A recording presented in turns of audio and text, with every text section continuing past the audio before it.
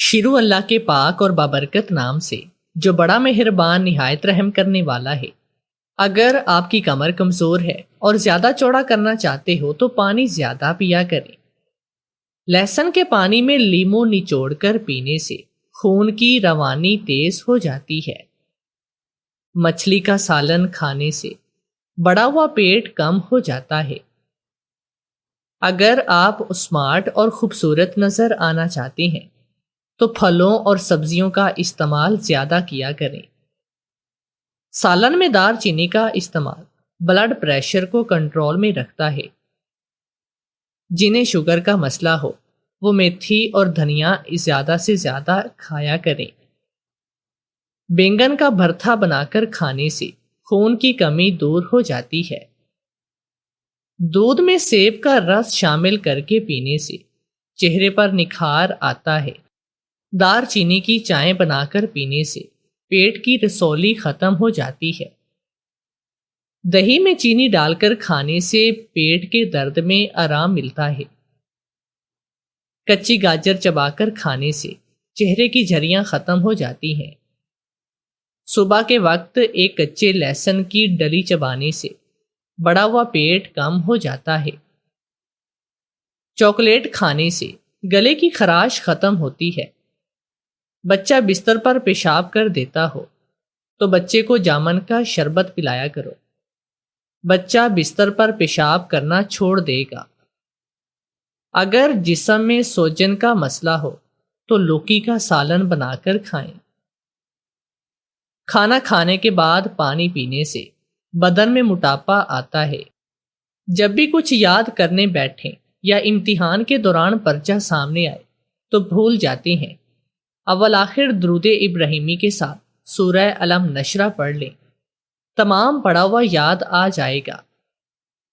کچی روٹی مت کھائیں، یہ آپ کو بیمار کر۔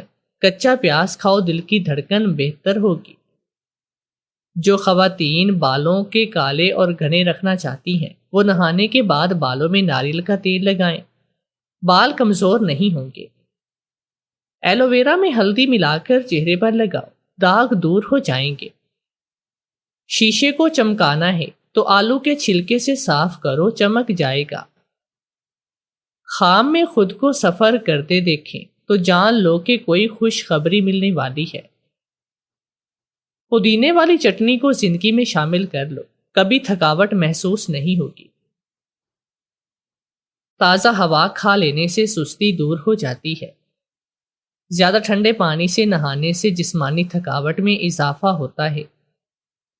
زیادہ نیند آنے کا مسئلہ ہو تو ادرک والا پانی پئیں۔ شلجم کچا کھاؤ، آپ کا دماغ اور نظر تیز ہوگی۔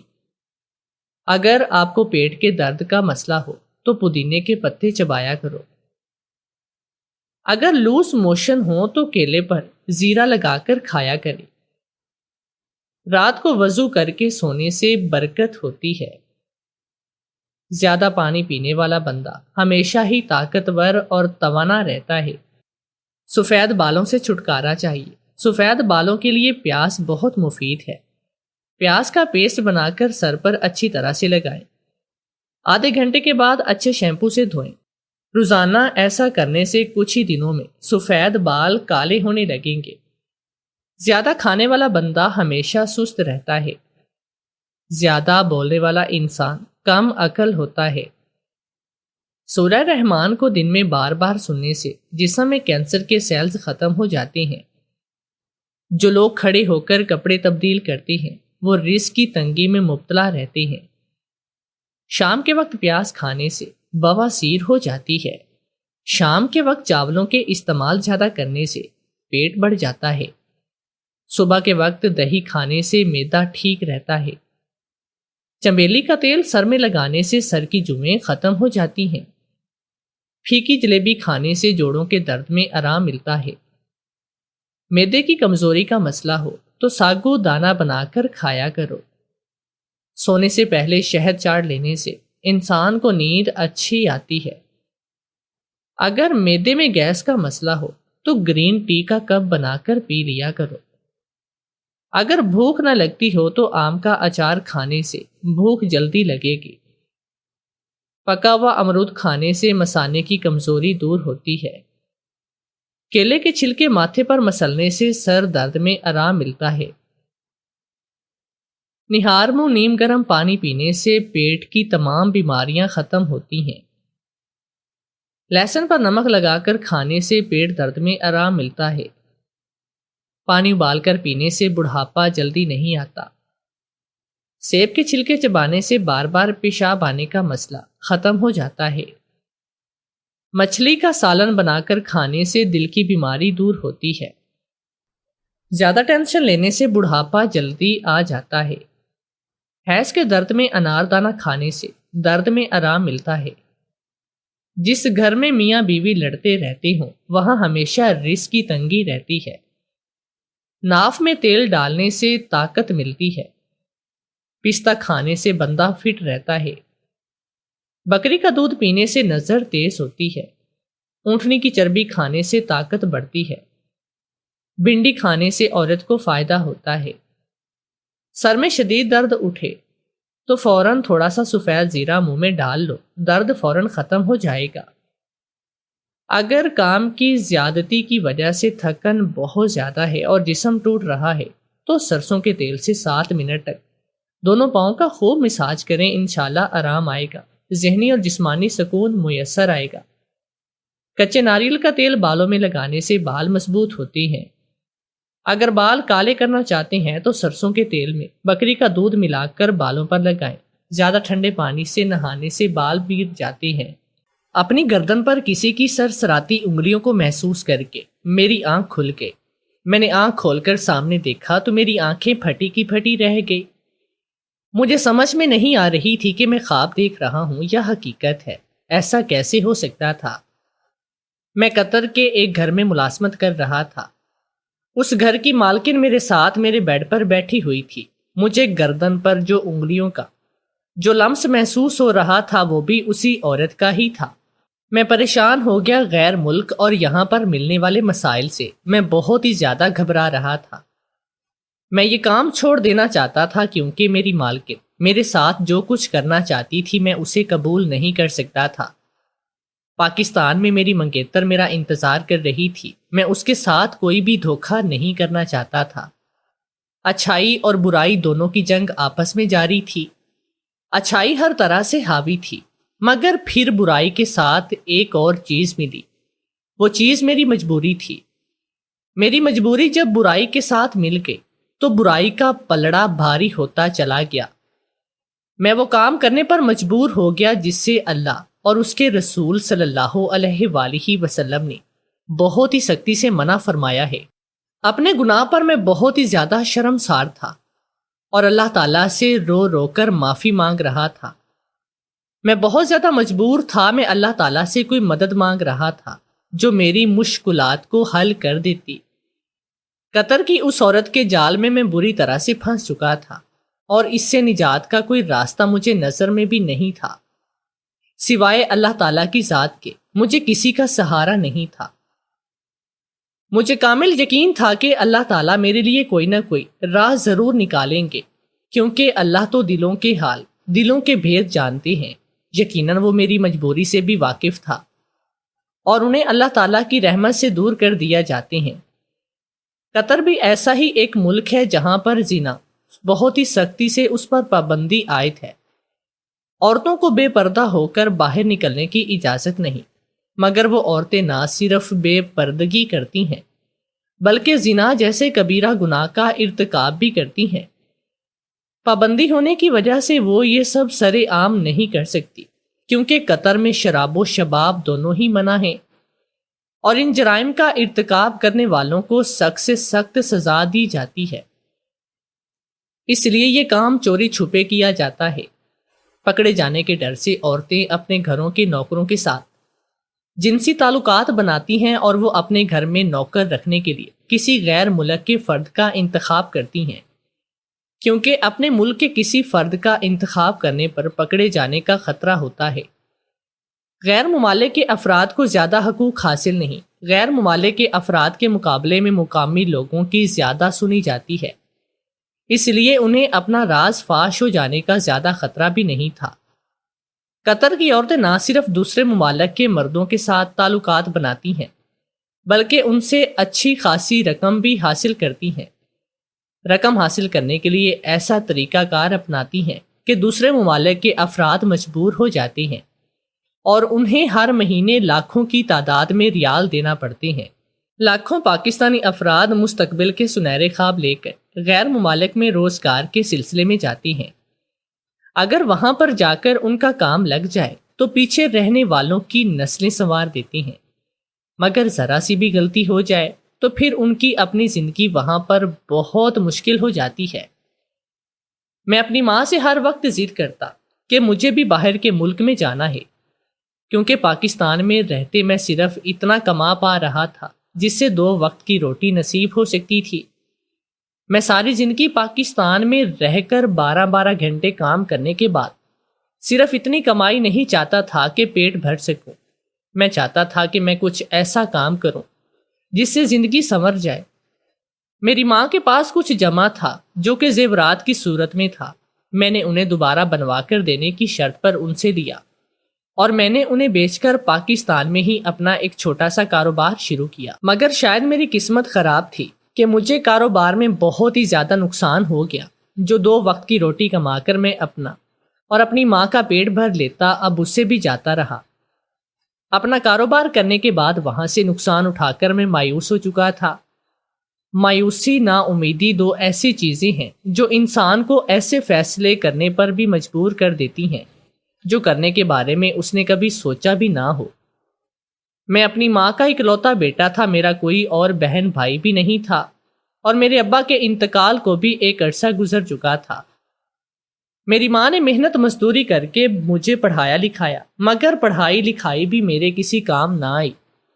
مجھے کوئی نوکری نہیں ملی تھی، اس لیے میں مجبوراً 12 گھنٹے کام کرتا۔ تب کہیں جا کر مجھے اتنے پیسے ملتے تھے کہ ہمارے گھر میں 2 وقت کا کھانا بن سکتا تھا۔ میں اور میری ماں ایک دوسرے سے بہت محبت کرتے۔ ہم نے اپنی زندگی کا کوئی ایک دن بھی ایک دوسرے کے بغیر نہیں گزارا تھا۔ مگر اب شدید مجبوری بن چکی تھی۔ میں نے ادھر ادھر سے قرض لے کر باہر جانے کی ٹھان لی۔ کچھ قرض دوستوں سے لیا اور کچھ رشتہ داروں سے، اور ایک بار پھر نئی امید کے ساتھ میں اپنے رزق کی تلاش میں نکل کھڑا ہوا۔ مگر میں نہیں جانتا تھا کہ قطر جا کر بھی میری بدقسمتی میرا ساتھ چھوڑنے والی نہ تھی۔ وہاں جا کر میں کسی عورت کے ہاں ملازم ٹھہر گیا۔ اس عورت کا شوہر دوسرے ممالک میں اپنا بزنس کرتا، گھر اور باہر کے کاموں کے لیے اسے کسی مرد ملازم کی ضرورت تھی۔ اس نے میری تنخواہ 3000 ریال ماہانہ مقرر کی۔ تنخواہ اچھی تھی مگر مجھے کام پسند نہیں تھا، مگر اپنے حالات بدلنے کی سوچ نے مجھے وہ کام کرنے پر بھی مجبور کر دیا تھا۔ آج میری فلائٹ تھی، میں قطر جا رہا تھا۔ میری ماں بہت زیادہ رو رہی تھی، میرے لیے بھی اپنے آپ کو سنبھالنا مشکل ہو رہا تھا۔ میری ماں نے بہت سارے آنسو اور دعاؤں کے حصار میں مجھے رخصت کر دیا۔ مگر قطر جا کر مجھے پتا چلا کہ میرے لیے ایسی بلائیں منہ کھول کر میرا انتظار کر رہی تھی جن سے میری ماں کی دعائیں بھی مجھے نہیں بچا سکیں۔ میں قطر تو چلا گیا، مگر جس کمپنی میں کام دلوانے کا لالچ دے کر مجھے قطر بھیجا گیا تھا وہ سب کا سب فراڈ تھا۔ قطر میں قیام کی مدت پوری ہونے کے بعد میں چھپتا پھر رہا تھا۔ اسی عرصے کے دوران مجھے کوئی بھی کام نہیں ملا تھا۔ یہاں پر آ کر میں بہت زیادہ مجبور اور بے بس ہو گیا۔ اپنے یہاں قطر آنے کے فیصلے پر میں دل ہی دل میں بہت ہی زیادہ پچھتا رہا تھا۔ اللہ تعالیٰ سے اپنے حق میں بہتری کی دعائیں کرنا شروع کی۔ مجھے پورا یقین تھا کہ اللہ تعالیٰ میری دعاؤں کو رد نہیں کرے گا۔ اللہ تعالیٰ نے میری دعائیں قبول تو کر لی تھی، لیکن انہیں میرے حق میں آزمائش بنا دیا۔ مجھے جو ملازمت مل رہی تھی میں وہ نہیں کرنا چاہتا تھا، اور میرے حق میں بہت اور بہتر ہوتا اگر میں وہ ملازمت نہ کرتا۔ مگر میری بدقسمتی میرا بازو تھامے کھڑی تھی۔ وہ میری زندگی کا بدترین وقت تھا جب میں نے اس ملازمت کے لیے ہاں کر دی۔ مجھے خود پر بہت ہی زیادہ غصہ تھا۔ میں اس وقت کو کوس رہا تھا جب میں نے اس ملازمت کے لیے ہاں کی۔ اب تو مجھے اپنے قطر آنے کے فیصلے پر بھی پچھتاوا تھا، کیونکہ یہاں پر آ کر مجھے کچھ بھی حاصل نہ ہوا۔ الٹا میرے سر پر قرض بہت زیادہ تھا۔ میں نے کئی بار یہاں سے واپس چلے جانے کا بھی سوچا، مگر مجھے معلوم تھا کہ میرے گھر جاتے ہیں قرض کا مطالبہ کرنے والے لوگ میرا دروازہ کھٹکھٹاتے اور ہو سکتا ہے کہ ہمارا گھر بھی قرض داروں کے قرض اتارنے میں بک جاتا۔ میری تو خیر تھی، مگر میں اپنی بوڑھی ماں کو اس عمر میں در در کی ٹھوکریں کھانے دینا نہیں چاہتا تھا۔ اس لیے مجبوراً میں قطر کی اس عورت کی ہاں ملازمت کرنے کے لیے تیار ہو گیا۔ وہ عورت گھر سے جب بھی باہر جاتی باپردہ حالت میں ہوتی۔ اس کا نام ریشما تھا۔ ایک دن میں گارڈن میں کام کر رہا تھا جب میری نظر ریشما پر پڑی۔ کچھ لمحوں کے لیے تو میں اس کی طرف دیکھتا رہ گیا۔ وہ بہت ہی زیادہ جوان اور ایک خوبصورت عورت تھی۔ اس سے زیادہ دلکش اور حسین عورت میں نے آج تک اپنی زندگی میں کبھی دیکھی بھی نہ تھی۔ اس نے بہت ہی مختصر سا لباس پہن رکھا تھا۔ نہ جانے اس میں ایسا کیا تھا کہ میں مبہوت ہو کر اس کی طرف دیکھتا جا رہا تھا۔ میں کوئی دل پھینک انسان نہیں تھا، مگر میری نظریں بار بار پھٹک کر ریشما کے جسم کا طواف کرنے لگتی تھی۔ اس کے اس قدر زیادہ حسن نے مجھے میرے ہوش بھلا دیے، مگر جلدی میں نے اپنی حالت پر قابو پا لیا۔ کیونکہ میں مسلمان مرد تھا اور مجھے میری نظروں کی حفاظت کا حکم دیا گیا تھا، میں نے آج تک اس کے ہر حکم کو مانا تھا، تو آگے کیسے روح گردانی کرتا اپنی نظروں کی غلطی پر۔ میں نے اللہ تعالیٰ سے معافی مانگ لی، مگر میں نہیں جانتا تھا کہ اس غلطی کی سزا مجھے ملنے والی تھی۔ ریشما نے میری نظروں کا بار بار بھٹک کر اپنی طرف آنا محسوس کیا۔ اس نے میری نظروں کو غلط معنی میں لیا، چونکہ قطر میں زنا پر سخت پابندی عائد ہے اور ریشما کا شوہر بیرون ملک میں رہتا، وہ بہت ہی کم گھر آتا، اس لیے ریشما کی جسمانی خواہشات پوری نہیں ہو پاتی تھی۔ اس نے اپنی خواہش مٹانے کے لیے میرا استعمال کرنے کا بھی سوچ لیا تھا، اور میں اس کے ارادوں سے بالکل بے خبر تھا۔ ایک رات میں بازار سے اس کے لیے خریداری کر کے لایا۔ کچن کا سامان کچن میں رکھنے کے بعد میں واپس آنے لگا تو ریشما نے مجھے دودھ کا ایک گلاس دے دیا۔ وہ دودھ پیتے ہی مجھے ایسے لگا جیسے میں کسی سرور کی کیفیت میں ڈوب رہا ہوں۔ ریشما کی طرف ہوس بھری نظروں سے دیکھنے لگا۔ میرا سر چکرا رہا تھا اور نفس کی خماری میں ڈوب رہا تھا۔ میں وہیں بیٹھا سردن رہا تھا جب اچانک میری نظر ریشما پر پڑی۔ وہ بہت ہی زیادہ مختصر لباس میں اپنے جسم کی تمام تر رہنائیوں کے ساتھ میرے سامنے کھڑی ہوئی تھی اور مجھے دعوت نظارہ دے رہی تھی۔ اس کی دعوت کا نظارہ دیتی نگاہوں میں میرے لیے ایک الگ ہی پیغام تھا۔ نشے کی حالت میں ہونے کی وجہ سے مجھے حلال حرام کا فرق بھی بھول چکا تھا۔ میں اٹھ کر ریشما کی طرف بڑھا اور اسے اپنی باہوں میں جکڑ لیا۔ اگلی صبح جب میری آنکھ کھلی تو وہ میرے سرہانے بیٹھی ہوئی تھی اور اپنے ہاتھوں سے میرے بالوں کو سہلا رہی تھی۔ میں کرنٹ کھا کر پیچھے ہٹ گیا۔ وہ مسکراتے ہوئے میری طرف دیکھ رہی تھی۔ مجھے اندازہ ہو چکا تھا کہ کل رات اس نے دودھ میں نشہ ملا کر مجھے دیا تھا اور میں کس گناہ کا انتخاب کر بیٹھا تھا۔ مجھے خود پر اتنا شدید غصہ آ رہا تھا کہ میں کیوں بہک گیا۔ ریشما نے میرا استعمال کیا اور میں نے اپنا استعمال ہونے دیا۔ سب سے پہلے مجھے میری منگیتر کا خیال آیا جو پاکستان میں میرے لوٹ کے آنے کے انتظار میں تھی۔ میں نے تو اس کے ساتھ بھی خیانت کر دی۔ میرے چہرے پر غصے کی سرخیاں چھا گئی اور میں نے ریشما کو زوردار دھکا دیا۔ میرا دھکا دینے کے باوجود ریشما مسکرا رہی تھی۔ میں فوراً نوکری چھوڑ دینا چاہتا تھا اور اسی مقصد کے لیے میں نوکروں کے بنے کوارٹر میں آ کر اپنا سامان پیک کرنے لگا۔ ریشما میرے پیچھے چلی آئی تھی اور چپ چاپ مجھے سامان پیک کرتے ہوئے دیکھ رہی تھی۔ میرا بس نہیں چل رہا تھا کہ میں اسے جان سے مار دیتا یا میں اس کا گلا دبا دیتا۔ اس کا خوبصورت چہرہ مجھے بہت ہی زیادہ مکروہ لگ رہا تھا۔ اس نے میرے استعمال کے لیے گہری سازش رچائی تھی اور اپنی سازش میں وہ 100% کامیاب ٹھہری تھی۔ ایک بار تو جو ہو چکا تھا میں اسے نہیں بدل سکتا تھا، مگر میں دوبارہ ایسا کوئی بھی موقع نہیں آنے دینا چاہتا تھا۔ اپنا سامان پیک کرنے کے بعد میں گیٹ سے نکلنے والا تھا جب اچانک ریشما نے مجھے آواز دی اور مجھے ایک چیز دکھائی جس کو دیکھ کر سامان میرے ہاتھ سے چھوٹ کر گرا۔ ریشما اب بھی مسکراتے ہوئے میری طرف دیکھ رہی تھی، مگر میرا دل اسے قتل کر دینے کا چاہ رہا تھا۔ اس نے میرا ہاتھ پکڑا اور میں کسی بے جان مورد کی طرح اس کے ساتھ کھینچتا چلا گیا۔ اس کے سامنے میں بہت ہی بری طرح سے بے بس ہو چکا تھا، کیونکہ وہ مجھے جو دھمکی دے رہی تھی اگر وہ سب کر دیتی تو میں کہیں کا بھی نہیں رہتا، شاید کبھی بھی پاکستان اپنی ماں کے پاس دوبارہ واپس نہیں جا سکتا۔ مجبوری کی انتہا ہو چکی تھی۔ اسی طرح بے بسی میں رہتے ہوئے میں نے ریشما کے ہر مطالبے کو پورا کرنا شروع کیا۔ میں قطر کی اس چلاک اور فریبی عورت کے ہاتھوں بری طرح استعمال ہو رہا تھا۔ میرے جسمانی استعمال کے علاوہ وہ مجھ سے محنت مشقت کا کام بھی لیتی اور میری کمائی کا آدھا حصہ بھی مجھے نہیں دیتی۔ اس کے ہاتھوں استعمال ہوتے اب میں تھکنے لگا. اب میں ان زنجیروں کو توڑ کر بھی نہیں جا سکتا تھا. میری بے خبری نے مجھے یہ دن دکھائے تھے. میرے آگے کنواں اور پیچھے کھائی تھی. میں بس کسی بھی طرح اپنا وقت گزار رہا تھا. مجھے ایک بڑی کمپنی میں ملازمت مل چکی تھی جس کی تنخواہ اچھی خاصی تھی. اگر میں قطر کی اس عورت کے جھانسے میں نہ پھنستا تو اس وقت میں بہت ہی خوش ہوتا. وہ کمپنی تو مجھے میرا ویزا بھی رینیو کر کے دے رہی تھی. میں نے بہت محنت اور ایمانداری سے قطر کی اس کمپنی میں کام کرنا شروع کیا. میری تنخواہ اچھی خاصی تھی مگر اس کا ایک بڑا حصہ قطر کی یہ عورت لے لیتی. اس نے میرے ساتھ جسمانی تعلقات قائم کرنے کے دوران ایک ویڈیو بنائی تھی اور اب وہ ویڈیو کے ذریعے مجھے بلیک میل کر رہی تھی. میرے پاس اپنی تنخواہ کا آدھے سے زیادہ بھی حصہ اسے دینے کے علاوہ اور کوئی چارہ بھی نہیں تھا. میں نے سنا تھا کہ قطر میں بہت پیسہ ہے. یہ دنیا کے امیر ترین ممالک میں شمار ہوتا ہے. یہاں پر بہت ہی زیادہ محنت کے کام کروائے جاتے ہیں مگر تنخواہیں بھی اسی حساب سے دی جاتی ہیں.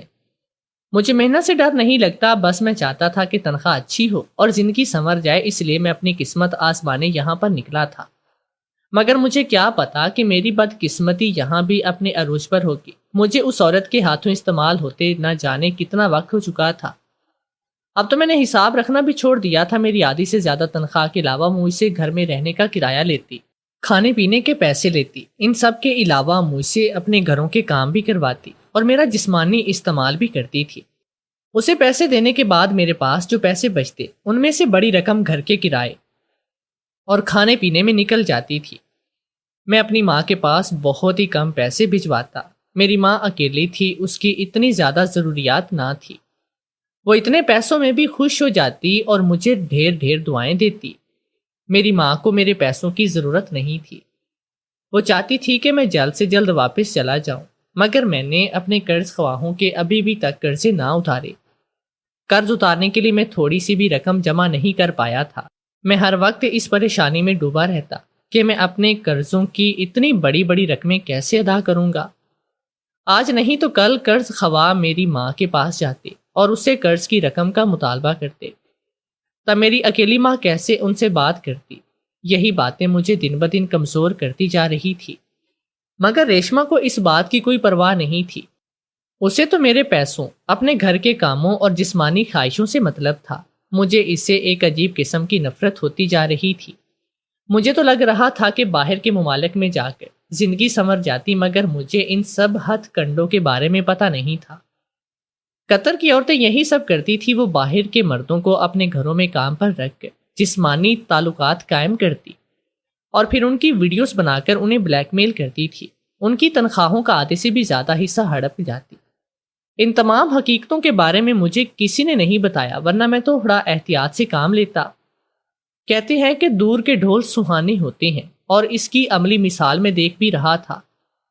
باہر کے ممالک صرف تب تک پرکشش ہوتے ہیں جب تک آپ وہاں کام کرنے کے لیے چلے نہیں جاتے. جتنا آپ کو معاوضہ دیتے ہیں اس سے بھی زیادہ محنت کرواتے ہیں.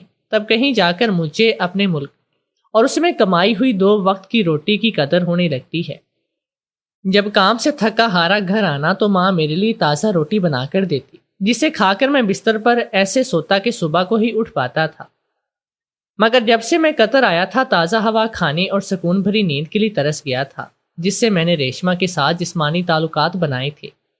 مجھے نیند ہی نہیں آئی تھی. گناہ کا احساس ہر وقت مجھے کوستا. میرا ضمیر الگ عدالت سجائے رکھتا جہاں میں ہر روز اپنی مجبوری کی صفائیاں دے دے کر اب تھک گیا تھا. میں ہر وقت روتا, اللہ سے اس مصیبت سے نکلنے کی فریاد کرتا مگر نہ جانے یہ میری آزمائش تھی یا سزا جو دن بدن بڑھتی چلی جا رہی تھی.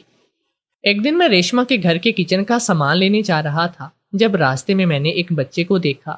وہ ادھر ادھر دیکھتے ہوئے سڑک پار کرنے کی کوشش کر رہا تھا.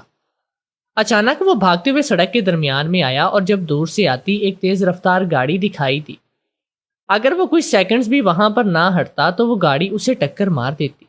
اس بچے کا بہت ہی بری طرح سے ایکسیڈنٹ ہو جاتا. میں نے جب حالات کا اندازہ لگایا تو فوراً اس بچے کی طرف بھاگا اور اس سے پہلے کہ گاڑی اسے ٹکر مار دی اسے اٹھا کر سڑک کے دوسرے کنارے جا گرا. میں ابھی بچے سے پوچھ ہی رہا تھا کہ اسے چوٹ وغیرہ تو نہیں لگی جب اس بچے کی ماں میرے سر پر آن کھڑی ہوئی.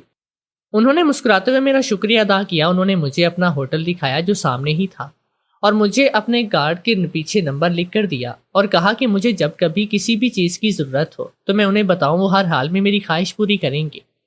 اگر مجھے پیسے چاہیے ہوں تو وہ مجھے پیسے بھی بہت سارے دینے کو تیار تھے۔ اگر مجھے قطر میں کوئی پراپرٹی وغیرہ چاہیے تو وہ مجھے وہ بھی لے کر دینے کو تیار تھے۔ میں تو بس ان کی شکلیں دیکھ رہا تھا۔ عورت نے اپنے چہرے پر نقاب کر رکھا تھا۔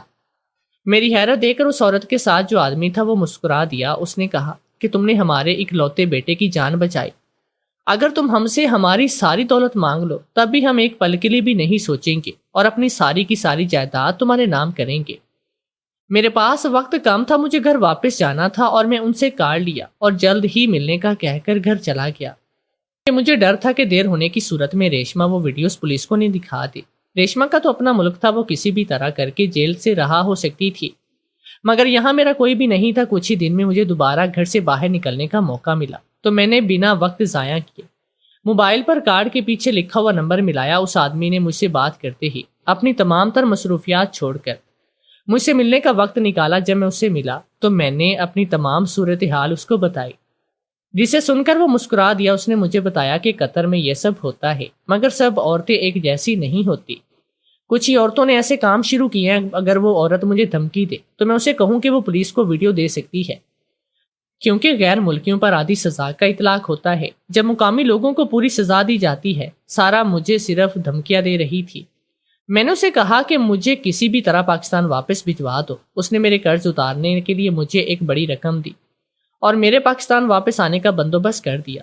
میں ریشما کو بغیر بتائے پاکستان آ گیا تھا۔ شاید میری ماں کی دعائیں تھیں جو مجھے واپس کھینچ لائی تھی۔ اب میں اپنے ملک میں واپس آ گیا ہوں، اپنی ماں کے ساتھ سکون کی زندگی جی رہا ہوں۔ میں نے تمام قرض خواہوں کے قرض واپس کر دیے ہیں اور اپنا ایک چھوٹا سا کاروبار شروع کیا جس میں مجھے امید ہے کہ اللہ بہت ترقی دے گا۔